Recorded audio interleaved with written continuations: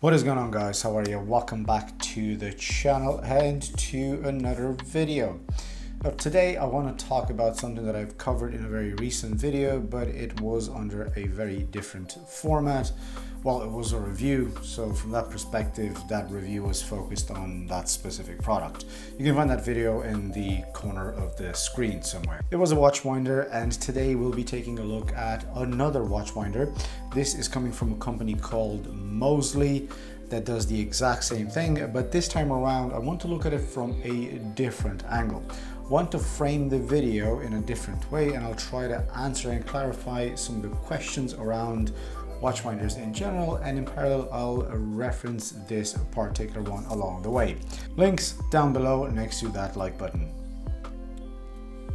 That's weird. So let's get into it. The first thing that I want to start with is addressing the basic question. Now, what is a watch winder? I'm sure most of the people that are watching this video know exactly what that is, but I will give a very basic definition. A watch winder is a device that is used to keep your automatic watches running when you are not wearing them. Your automatic watch is equipped with a rotor that moves when you wear it, and that keeps the mainspring wound. The mainspring's job is to store energy and power your watch. In an automatic watch, that energy is generated from your wrist movement. What the winder does is it mimics that in a way, and your wrist keeps moving and the mainspring is wound, so that watch doesn't stop when you're not wearing it. Winders come in all shapes and sizes, but from experience I found that people that generally use watch winders have small 4 or 5 watch collections, mostly consisting of automatic watches, and of course they do go for the ones with 1 or 2 slots. You can get bigger ones with more slots or with storage. The Mozsly that we have here in this video has only 1 slot, but it comes with a cable that allows you to attach these in a bridge. So if you want more, you can have them connected, all connected, and constantly add as you're going along, or as you need, if you need another watch winder. Again, from Mozsly. I think that's a nice feature to have, and also the motor inside of these things is very, very quiet, and you don't need multiple adapters to plug these in and power them individually, and you can add as you move along. Now, moving on. Second question that I would address here would be how to correctly select and use a watch winder. Well, first and foremost, before buying one, there are a lot of factors to consider, but one of the things would be in which direction does the rotor of my automatic watch move in? Does it have a unidirectional or a bidirectional rotor? What does this mean? Well, does the rotor wind only clockwise or anti-clockwise, or does it wind both ways? That'll determine what winder you'll buy, because you'll need one of these ones to facilitate the movement rotation. You'd also need to buy one that allows you to set the number of rotations per day. Different movements to require different numbers of rotations per day to stay fully wound. The Mozsly has 4 different rotations settings catering to a lot of movements, and this also has a resting period which is included so the watch doesn't overwind.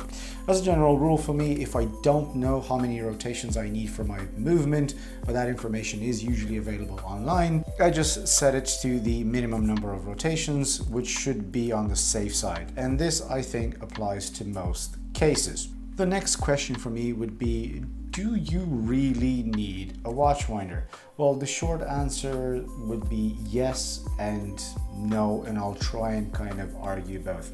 If you look at it this way, if you have 2 watches that you want to wear constantly and you switch between them throughout the week, I mean, why would you buy one? Because those watches get wrist time and they don't get enough time to stop. Hence, no need to wind them and to set them every single time. But if you have 4 watches or 5 and 3 of them are automatic, and your watches stay in your watch box without any movement, well, the lubrication does not move, and that may be damaging in the long run for the movement. or you have watches that have high complications like perpetual calendars, that a winder can be very, very valuable, as you don't need to set them every time you want to wear them. Personally, and this is just my own opinion, I think constantly using your watch and having it wound and ready most of the time does prolong the life of the watch between services. Logically speaking, more use means more wear, but between the watch winder and wearing your watch, I would use my best judgment. Another question that gets asked, is a watch winder good or bad? Well, there are always two sides to an answer. If you don't know what you're doing and you start using a winder, you could potentially damage your watch by exposing it to excessive wear or over winding it. Thus will reduce the time interval that this will need a service. At the same time, the right balance, having a winder could be beneficial. For instance, if you have a lot of watch again with a lot of complications again, like a perpetual calendar, like I was saying, this can be justified and you don't need to adjust it every single time. Another thing and another benefit, this keeps the watch lubricated like I was mentioning. The watch needs to be worn to keep accurate time, and having it sitting stopped is not the ideal scenario. So in a nutshell, having a winder could be good, but you need to know what you're doing. So what are my final conclusions here, guys? In a nutshell, I do think that you need a watch winder. And I would like to put this in like 4 points or 4 reasons why I think a watch winder is beneficial. Number 1, a watch winder keeps the watch functioning and lubricated for longer. Number 2, it saves time from resetting the watch every single time you want to take it out of the watch box.